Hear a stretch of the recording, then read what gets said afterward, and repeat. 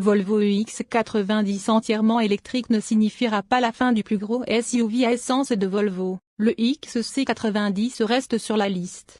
Un modèle de nouvelle génération n'est pas à l'horizon, mais le luxueux actuel bénéficie d'un nouveau lifting. Il fait suite à la mise à jour introduite en 2019 et apporte plusieurs révisions à l'intérieur et à l'extérieur. Bien que le XC90 de deuxième génération ait déjà 10 ans, il vieillit gracieusement. Le lifting mineur apporte un nouveau design de calandre flanqué de phares légèrement mis à jour avec une signature de feu de jour à LED révisée. Le pare-choc avant a également été modifié avec des bouches d'aération verticales, tandis que la prise d'air inférieure s'étend plus loin qu'auparavant. À l'arrière, Volvo a conservé la forme familière des feux arrière mais a mis à jour le motif lumineux. Des changements plus importants se produisent à l'intérieur où l'ancien système d'infodivertissement de 9,0 pouces a disparu. Pour 2025, un écran tactile plus grand de 11,2 pouces occupe le devant de la scène. Il n'est plus niché au centre du tableau de bord, il ressemble à une tablette qui dépasse du tableau de bord. Outre sa diagonale plus généreuse, l'écran semble plus net après une augmentation de la densité de pixels de 21%. Si vous souhaitez un écran encore plus grand, l'X90 dispose d'un énorme système d'infodivertissement de 14,5 pouces.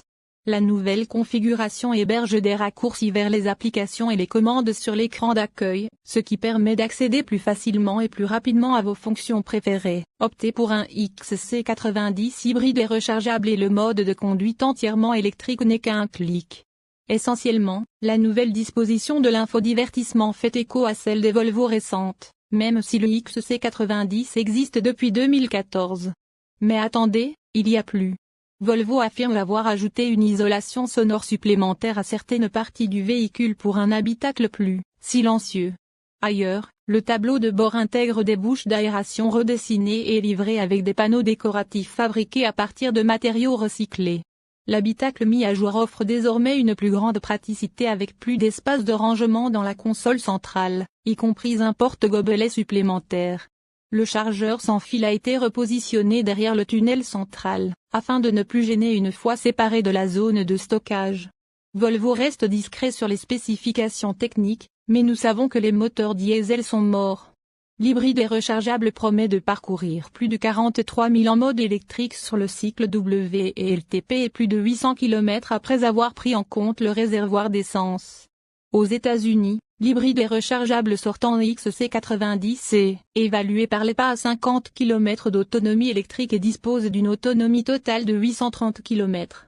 En plus de vendre le tout nouveau XC90 en tant qu'hybride et rechargeable T8 comme illustré ici, les Suédois proposent également des saveurs B5 et B6 avec une configuration hybride légère. Nous n'avons pas testé les variantes B5 ou B6 du XC90 depuis qu'elles ont été dotées de système hybride 48 volts, mais un modèle T8 hybride rechargeable a atteint 100 km/h en seulement 4,5 secondes sur notre piste d'essai.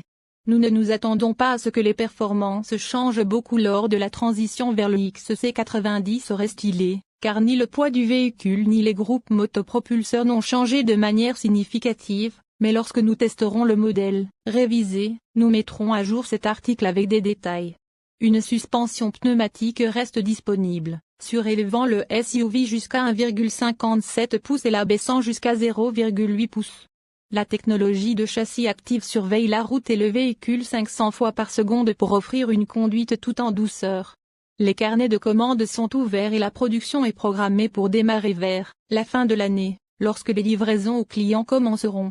Ces nouveaux investissements pour garder le XC90 frais et compétitif nous indiquent que les voitures à essence ne sont pas prêtes de disparaître. Le modèle d'entrée de gamme B5 développe 250 chevaux et émet 196 grammes au kilomètre de CO2. Le T8 hybride et rechargeable devrait être l'option la plus populaire. Proposé à partir de 85 000 $, le T8 a une puissance de 455 chevaux et une autonomie électrique officielle de 80 km. Il se situe dans la tranche d'imposition des avantages en nature de 8%. Les changements visuels du nouveau XC90 sont principalement centrés sur la partie avant.